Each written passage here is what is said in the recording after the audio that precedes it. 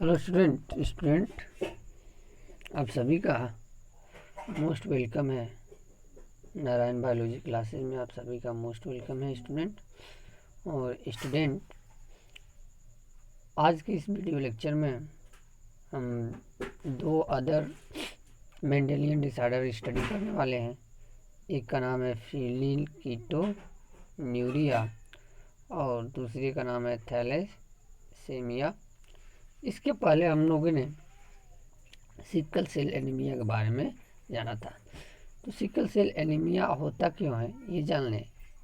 तो sickle cell anaemia में जो बीटा ग्लोबिन चैन है, हीमोग्लोबिन मॉलिक्यूल का जो बीटा ग्लोबिन चैन है, उस चैन में ग्लूटामीन एमिनो एसिड के जगह पर वैलिन एमिनो एसिड का 6 पोजीशन पर सब्स्टिट्यूशन हो जाता है, मतलब जुड़ जाता है। अब ये जो वैलिन एमिनो एसिड है जो 6 पोजीशन पर सब्स्टिट्यूट हो रहा है, ग्लोबिन प्रोटीन का हो या हीमोग्लोबिन प्रोटीन में, ये होता कैसा है। तो सिर्फ सिंगल बेस के सब्स्टिट्यूट होने से 6 को डाल के बीटा ग्लोबिन में कि जीन में, जैसे कि ये जी से ये जी में कन्वर्ट हो जाता है, जिससे कि वैलिन आकर इससे जुड़ जाता है। अब इसका रिजल्ट ये होता है कि जो म्यूटेंट हीमोग्लोबिन मॉलिक्यूल्स हैं जिसमें चेंजेज हुआ है वो पॉलीमराइज हो जाता है। और पॉलीमराइज कब होता है? जब ऑक्सीजन की कमी होती है, जिसकी वजह से जो नॉर्मल आरबीसी का शेप होता है, बाइकॉन्क्यू होता है, डिस्क लाइक होता है, उस शेप से ये चेंज होकर इलांगेटेड सिकल सेल लाइक, मतलब हंसी के आकार का ये चेंज हो जाता है। और इसीलिए इसे हम सिकल सेल एनीमिया कहते हैं। अनदर जो मेंडेलियन डिसऑर्डर है जिसे हम बोलते हैं फिनिलकीटोन्यूरिया। फिनिलकीटोन्यूरिया जो है ये बाय बर्थ से ही देखने को मिलता है ये कमी। और ये किसके वजह से होती है? तो मेटाबॉलिज्म की वजह से, जो हमारे बॉडी के अंदर होती है। यह एक ऑटोसोमल रिसेसिव ट्रेट है जो कि हमें बाय बर्थ मिलता है। और जो अफेक्टेड इंडिविजुअल है जिसमें ये बीमारी देखने को मिलती है, उनमें कमी मिलती है कि एंजाइम की, जो एंजाइम एमिनो एसिड फिनिल एनेलिन को कन्वर्ट करता है, इसमें टायरोसिन में कन्वर्ट करता है, उस एंजाइम की कमी मिलती है। अब फिनिल एनेलिन टायरोसिन में जब कन्वर्ट नहीं हो पाता है तो इसका रिजल्ट ये होता है कि फिनिल एनेलिन एकत्रित होने लगता है, बॉडी में क्या होने लगता है? एकत्रित होने लगता है। और एकत्रित होने के साथ साथ ये दूसरे सबस्टेंस में कन्वर्ट होने लगता है, टायरोसिन के जगह दूसरे सबस्टेंस में, फिनिल पायरुविक एसिड में। और इसके अदर जो डेरिवेटिव हैं, अदर इससे रिलेटेड जो ऑर्गेनिक कंपाउंड है। अब होता क्या है कि फिनिल पायरुविक एसिड और इसके डेरिवेटिव और फिनिल के एक्यूमुलेशन होने से ब्रेन की जो मेंटल एबिलिटी है रिटार्डनेस होने लगती है, यानी ब्रेन की कैपेसिटी कम होने लगती है।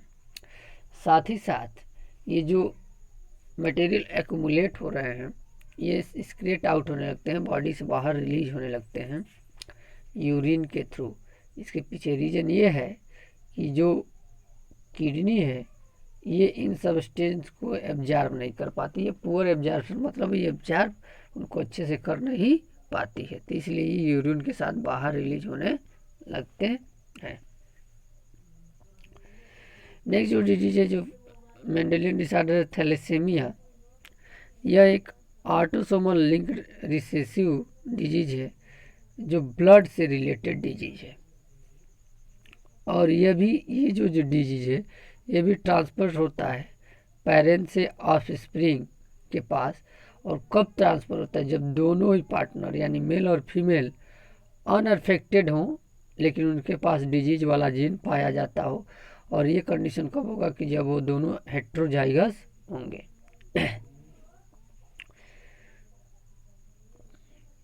ये जो डिजीज है ये क्यों होता है? ये तो होता है ड्यू टू डिफेक्ट ऑफ, या डिफेक्ट हो जाए या म्यूटेशन हो जाए या डिलीशन हो जाए, जिसके वजह से ऑटोमेटिकली उसका रिजल्ट ये होगा कि रिड्यूस हो जाता है रेट ऑफ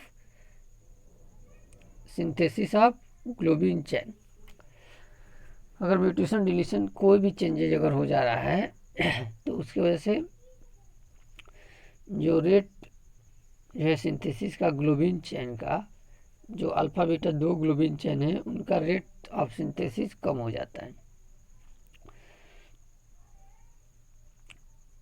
अब जब ये सिंथेसिस चेन होगा तो हीमोग्लोबिन का फॉर्मेशन कम होगा। अब इसका रिजल्ट ये होगा कि एब नॉर्मल हीमोग्लोबिन मॉलिक्यूल का क्या होगा? फॉर्मेशन होगा। कैसा फॉर्मेशन होगा? एब नॉर्मल हीमोग्लोबिन मॉलिक्यूल का फॉर्मेशन होगा, जिसकी वजह से एक डिजीज कमी होती है जिसका नाम है एनीमिया। ऐसे पर्सन में हमेशा ब्लड की क्या हो रहेगी? कमी देखने को मिलेगी। अब थैलेसीमिया को डिवाइड किया गया है अल्फा थैलेसीमिया और बीटा थैलेसीमिया।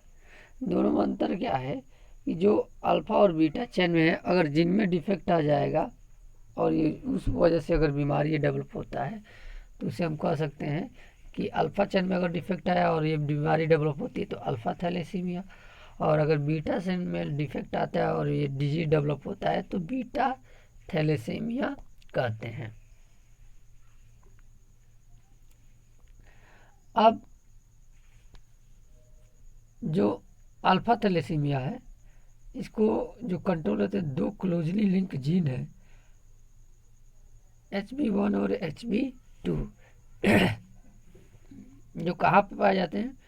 क्रोमोसोम नंबर 16 पर पाए जाते हैं। अगर इनमें कोई म्यूटेशन हो जाता है तो अल्फा थैलेसीमिया होता है।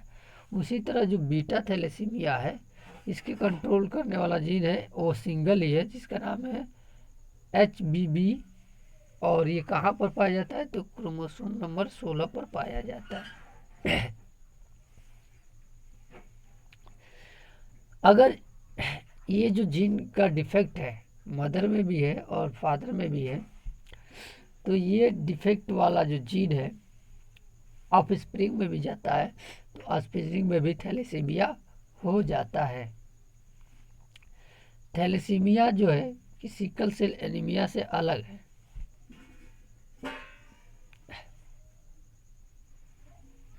कारण ये है कि थैलेसीमिया में और सिकल सेल एनीमिया में अंतर ये है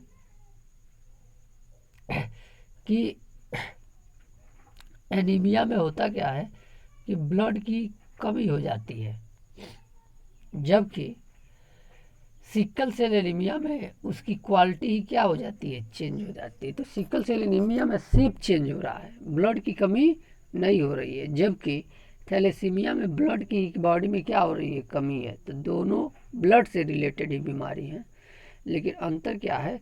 एक में ब्लड की कमी हो रही है और एक में ब्लड का जो है शेप में ही चेंजेज हो जा रहा है।